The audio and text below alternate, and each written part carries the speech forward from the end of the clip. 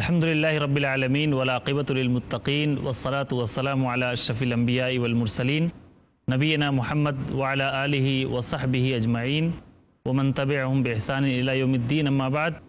خواتین و حضرات اور پیس ٹی وی کے مشاہدین، السلام علیکم ورحمۃ اللہ وبرکاتہ۔ آپ سب کا اس نئی محفل میں استقبال ہے۔ آج ہم ایک نیا موضوع لے کر آپ لوگوں کے سامنے آئے ہیں۔ ہمارا جو آج کا موضوع ہے وہ ہے تجارت اور ملازمت کی راہ میں پیش آنے والے چیلنجز۔ اللہ رب العالمین کا ارشاد ہے، یا ایھا الذین آمنوا کلوا من طیبات ما رزقناکم واعملوا صالحا۔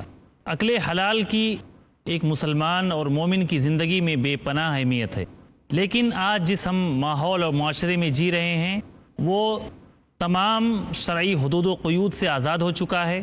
اسے اس کی کوئی فکر نہیں کہ ہمارے پاس یہ جو انکم آ رہا ہے وہ کہاں سے آ رہا ہے، کیسے آ رہا ہے۔ بس ہر شخص کو صرف یہ فکر لگی ہے کہ ہمارے پاس دولت آنی چاہیے، پیسہ آنا چاہیے، وہ کہاں سے آ رہا ہے، کس ذریعے سے آ رہا ہے، اس کی کوئی فکر نہیں ہے۔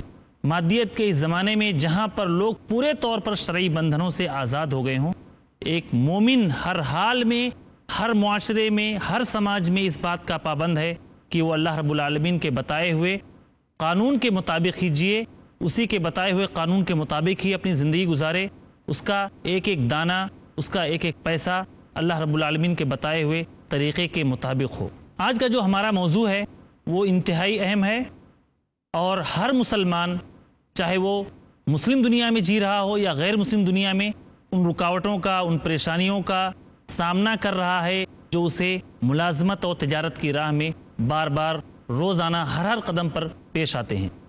انہی مسائل کو آج ہم زیر بحث لائیں گے انشاءاللہ العزیز، اور اس موضوع میں ہمارے ساتھ جو شریک مذاکرہ ہیں وہ ہمارے محترم مولانا رضا اللہ عبد الکریم مدنی صاحب، جو کہ جامعہ سید نذیر حسین محدث دہلوی کے ناظم تعلیمات ہیں، اور ترجمان السنہ رشا بریلی، اسی طرح ماہنامہ اہل السنہ ممبئی کے بھی آپ ایڈیٹر ہیں، تقریباً 25 سے زیادہ کتابوں کے آپ مصنف ہیں، اور پیس ٹی وی دیکھنے والوں کے لیے آپ کی شخصیت محتاج تعارف نہیں۔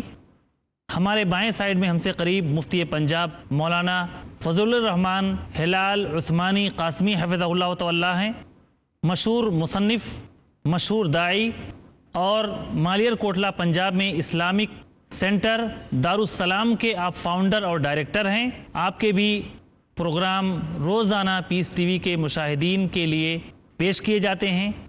ہمارے دائیں جانب ہم سے دور ابو ظفر حسان ندوی حفظہ اللہ ہیں، ہم آپ کا بھی استقبال کرتے ہیں۔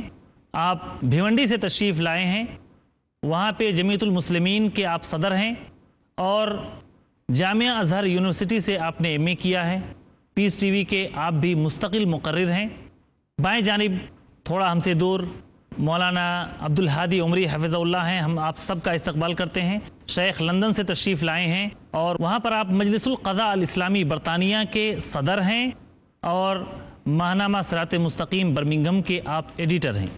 ہمیں خوشی ہو رہی ہے، ہم اپنے علماء کرام کو اس اہم موضوع میں شریک کر رہے ہیں۔ سب سے پہلے اس اہم موضوع سے متعلق دو جملے، مختصر سی باتیں ہم اپنے علماء کرام سے سنتے ہیں کہ اس کی حقیقت کیا ہے، جو چیلنجز، جو رکاوٹیں، جو پریشانیاں اور تحدیات تجارت و ملازمت کی راہ میں ہم فیس کر رہے ہیں، جس کو ہم سامنا کر رہے ہیں، اس کی کیا حقیقت ہے۔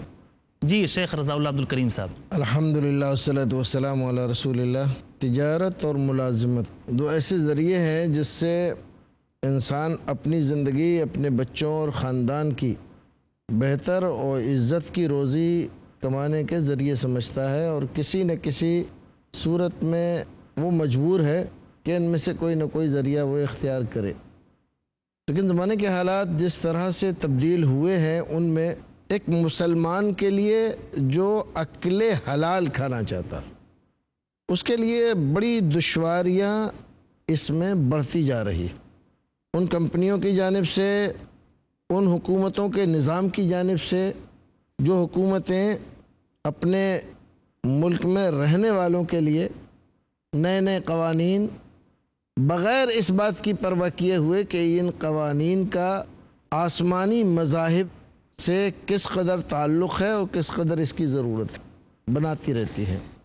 تو چیلنجز تو ہیں، پریشانیاں تو ہیں، اور انشاءاللہ آج اس مذاکرے میں ان پر کچھ تفصیل ہوگا۔ جی شیخ۔ یہ جو اس وقت ہمارے سامنے چیلنج ہیں، اس کا اصل حل تو وہی ہے کہ اسلام کا معاشی نظام جو بڑا پاکیزہ اور صاف ستھرا ہے وہ قائم ہو، اور اس میں سب کو موقع ملے اپنے اپنے جوہر دکھانے کا۔ لیکن فی الحال جو صورتحال ہے اس میں اسلام میں چونکہ لچک بھی ہے، اور اس طرح کے مشکل حالات کا سامنا کرنے کے لیے ہمارے پاس گنجائشیں موجود ہیں۔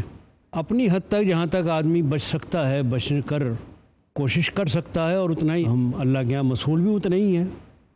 اللہ تعالیٰ طاقت سے زیادہ بوجھ نہیں ڈالتے ہیں ہمارے اوپر۔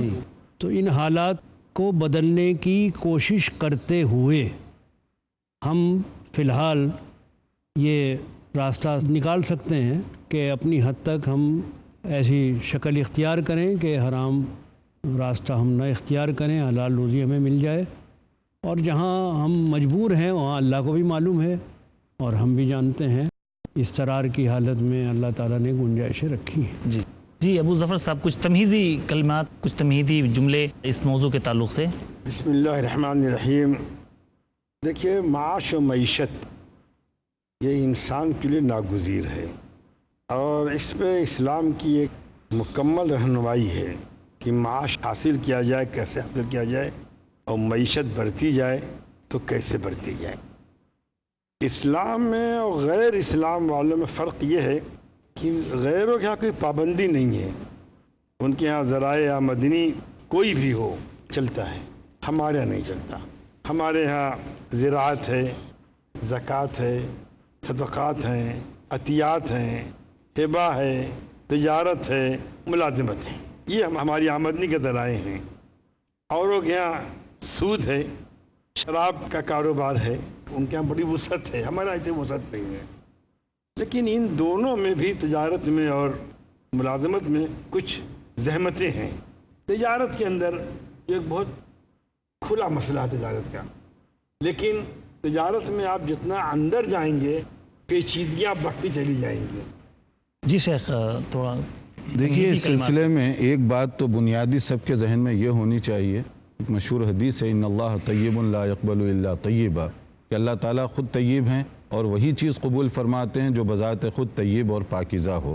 تو ایک مومن مسلمان کا یہ ایمان اور عقیدہ ہے کہ اس کی آمدنی کے ذرائع، چاہے وہ تجارت کرے یا ملازمت کرے، وہ حلال اور پاکیزہ ہوں، کیونکہ اسی کی بنیاد پر قبولیت اعمال کا دار و مدار ہے۔ اس کی نماز، اس کا روزہ، اس کے صدقات اور اسی طرح اس کی دعائیں اسی وقت قبول ہوں گی جب وہ حلال اور پاکیزہ ہوں۔ ورنہ آدمی سفر کی مشکلات برداشت کر کے حج جیسے مقدس فریضے کو وہاں بھی پہنچے، جب وہ تلبیہ کہتا ہے وہاں پر لبیک اللہم لبیک، تو اس کے لیے کہا جاتا ہے لا لبیک ولا سعدیک لک، کہ تمہاری آمد کو قبول نہیں کیا جاتا، اس لیے کہ جس طریقے سے تم یہاں تک پہنچے وہ حرام کی آمدنی تھی۔ تو اس کا مطلب ہے کہ کوئی عبادت اس کی اگر حرام ہو تو وہ قبول نہیں کی جاتی، یہ بنیاد ہے۔ اب اس بنیاد کے بعد اگر آدمی تجارت کرے یا ملازمت، اس میں دو بڑی باتوں کا سامنے رکھنا ضروری ہے۔ ایک تو یہ ہے کہ وہ کاروبار یا ملازمت بجائے خود حلال اور جائز چیزوں کی ہو، اور دوسرے یہ ہے کہ یہ جو کام کر رہا ہے وہ حلال اور جائز طریقے سے کر رہا ہے۔ مثال کے طور پر ایک آدمی امانت دار ہے، دیانت دار ہے، مگر وہ شراب کی فیکٹری میں کام کرے تو شراب بجائے خود حرام ہے، تو اس کی امانت اور دیانت جو ملازمت کے اصول ہیں وہ وہاں کام نہیں آئے گی۔ اور اسی طریقے سے ایک آدمی حلال کپڑے کا کاروبار کر رہا ہے، دھوکہ بازی، چیٹنگ اور جھوٹ، مکر و فریب کے ساتھ کر رہا ہے، تو یہ چیز غلط ہے۔ بجائے خود کپڑا حلال ہے مگر اس کا انداز تجارت یہ غلط ہے۔ تو یہ دونوں چیزوں کا پایا جانا ہر صورت میں ضروری ہے کہ وہ ملازمت کرے یا تجارت کرے، وہ سارے کا سارا کام حلال پر مبنی ہو، اور اسی طرح وہ جو آدمی کر رہا ہے وہ حلال کے ساتھ ہو۔ جزاک اللہ خیر۔ اس تمہیدی کلمات کے ساتھ ساتھ بریک کا بھی وقت ہو گیا ہے، وقفے کا بھی وقت ہو گیا۔ انشاءاللہ بریک کے بعد ہم اپنے موضوع میں داخل ہوں گے، تب تک کے لیے اجازت دیجیے۔ السلام علیکم ورحمۃ اللہ وبرکاتہ۔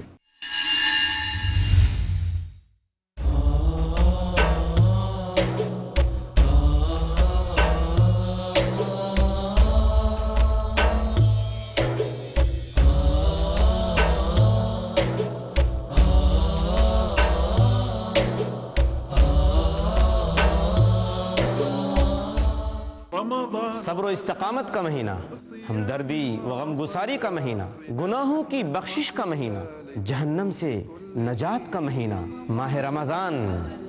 شیخ فیض الرحمان۔ ماہ رمضان کی خصوصیات پر دیکھنا نہ بھولیں ہمارا پروگرام تحفہ رمضان۔ ماہ رمضان کا فیضان، تحفہ رمضان، منگل 7 جون سے روزانہ رات 7:30 بجے اور دوبارہ صبح 9:30 بجے انڈیا میں پیس ٹی وی اردو پر۔ 20 سے زائد علماء کرام نظر آئیں گے، ایک ساتھ ایک پلیٹ فارم، پیس ٹی وی پر۔ آج بھی ہو جو براہیم سے ایمان پیدا، آگ کٹ سکتی ہے گلستہ پیدا۔ جن کا مقصد، جن کی کوشش کہ اللہ کے بندوں تک اللہ کا پیغام پہنچایا جائے، اسی سے دنیا میں امن و امان قائم ہو سکتا ہے۔ ایسے ہی لوگوں کے لیے امن و سلامتی اور شانتی، اور یہ لوگ ہدایت پر ہیں۔ ہدایت اور نجات کی راہ بتانا، پیار رسول کی نصیحت، پیار رسول کی وصیت۔ اسلام ساری دنیا کے اندر امن و چین قائم کرنے کے لیے آیا ہے۔ اس کے مطابق ہم اپنی زندگی کو بنائیں کہ مسلمانوں تم جنت میں داخل نہیں ہو سکتے جب تک ایمان والے نہ ہو جاؤ۔ حق اور انصاف کی راہ پر لانا، ہماری پریشانیوں کا علاج قرآن اور سنت ہے، جو اللہ تعالیٰ کا پیغام ہے۔ عبادات اتنی آسان دنیا کے کسی مذہب میں نہیں۔ محبت اور امن کی راہ پر چلانا، محمد رسول اللہ صلی اللہ علیہ وسلم کے نقش قدم پہ چلیں۔ قیامت تک آپ کی سنت، آپ کی شریعت قابل عمل ہے، واجب العمل۔ ہر مسلمان کا فرض ہے کہ وہ اسلام کا پیغام دوسروں تک پہنچائے۔ کیونکہ اسلام کا ہر سبق، ہر قانون عام کرتا ہے محبت کا چلن، راہ امن۔ اگلا پروگرام پیس ٹی وی اردو پر۔ السلام علیکم ورحمۃ اللہ وبرکاتہ۔ ناظرین اکرام، آپ سب کا وقفے کے بعد استقبال ہے۔ ہماری گفتگو تجارت اور ملازمت کی راہ میں پیش آنے والے چیلنجز سے متعلق ہو رہی تھی، اور ہم نے اپنے محترم علماء اکرام سے کچھ تمہیدی باتیں بھی اس تعلق سے سن لی۔ آئیے دیکھتے ہیں کہ شریعت نے تجارت کو کیا اہمیت دی ہے، تجارت کی کیا فضیلت ہے، اور شریعت نے تجارت کے لیے کیسے ابھارا ہے۔ اس کے بعد انشاءاللہ العزیز دھیرے دھیرے ہم ان چیلنجز کا بھی سامنا کریں گے، ان تحدیات کا بھی سامنا کریں گے جو اس راستے میں ہمیں پیش آتے ہیں۔ تو شیخ، شریعت نے تجارت کو کیا اہمیت دی ہے؟ تجارت کی کیا اہمیت ہے شریعت کی نگاہ میں؟ دیکھیے، تجارت اسلام میں بہت عزت والا اور بہت اہمیت والا پیشہ ہے۔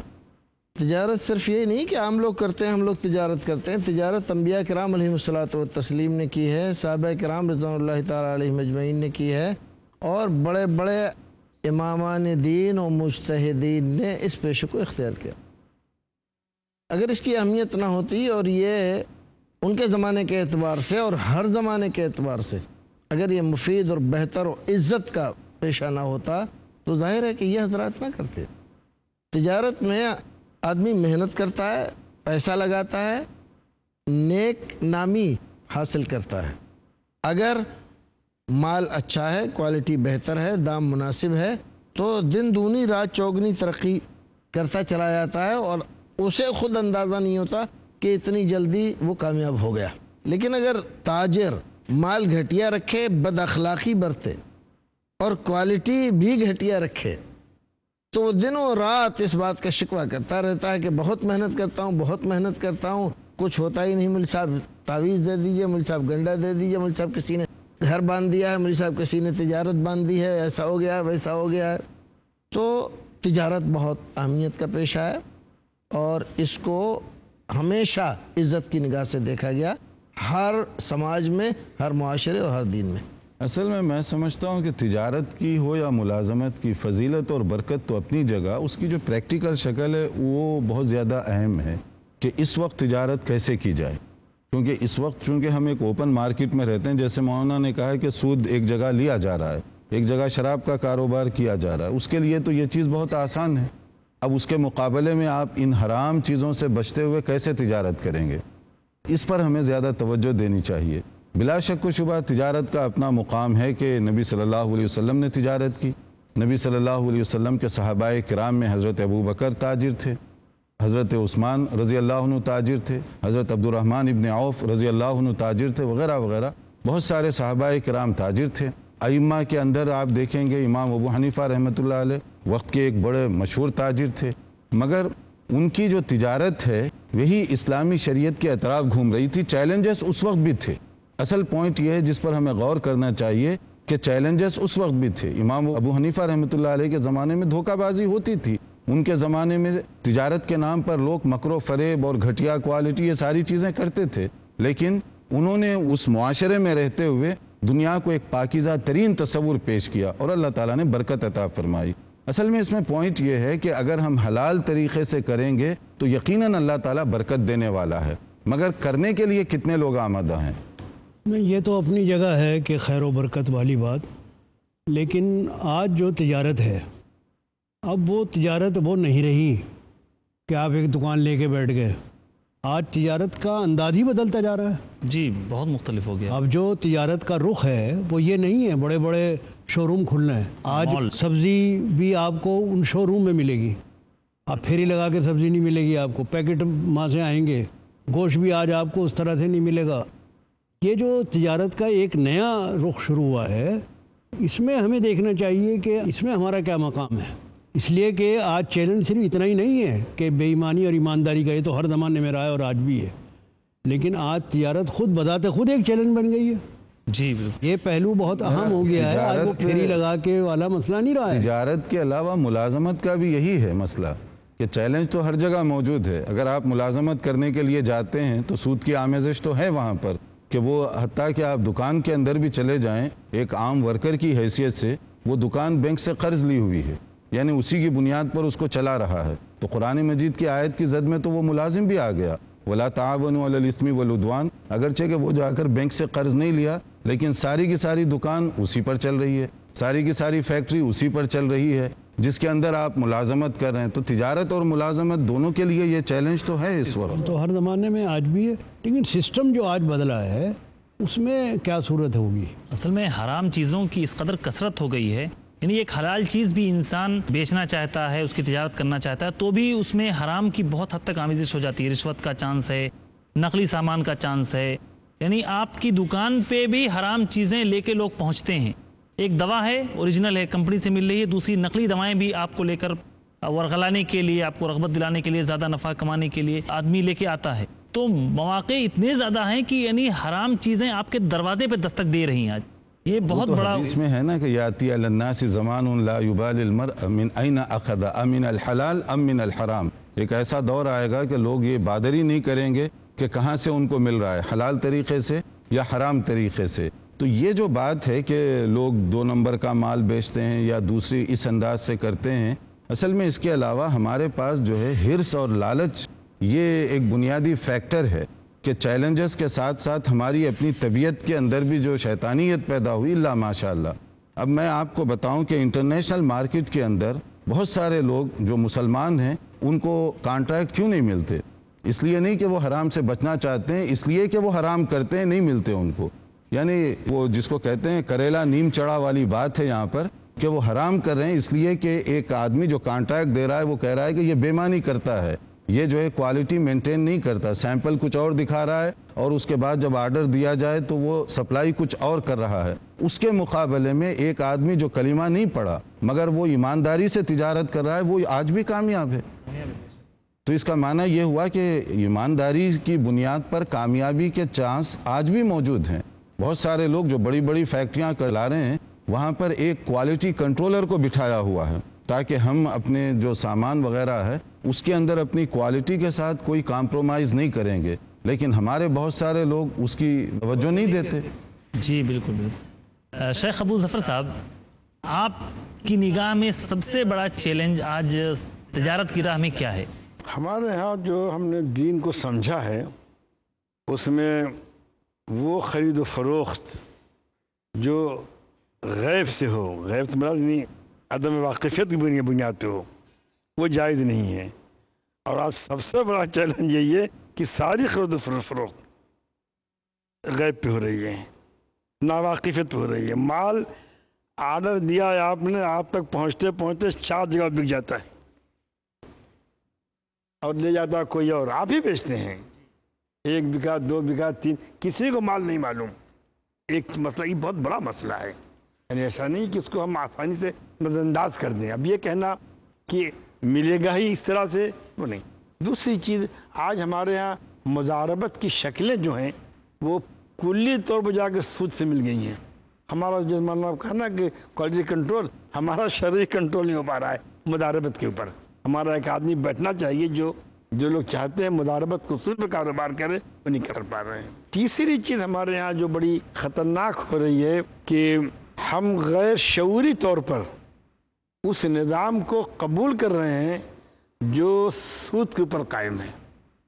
اس کو نکالنے کے باوجود، سود کو حرام کہنے کے باوجود ہم اس کو قبول کر رہے ہیں.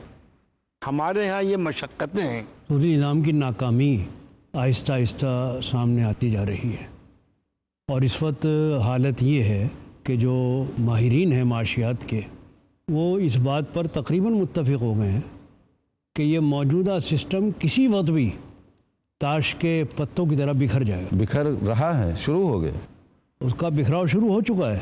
اب اس کی جگہ کون لے گا؟ دیکھنا تو یہ ہے کہ اس نظام کے بعد جو نظام آئے گا، دیکھیے وہ نظام آنا چاہیے. دنیا بھر کے اندر یہ بکھر گیا. دیکھیے اگر بکھرنے والی بات نہیں، نظام آپ لے کر کھڑے نہیں ہوئے، ہاں بکھر گیا. اب آپ اس کی مثال دیکھیے، یورپ کے اندر یونان کے لوگ سڑکوں پہ نکلے ہوئے ہیں اس وقت، اور اٹلی جو ہے وہ تقریباً ناکام و نامراد ہوا، حکومت کو بدلنا پڑا، اور یورپ کی کشتی جو ہے مالی طور پر وہ ہچکولے کھا رہی ہے.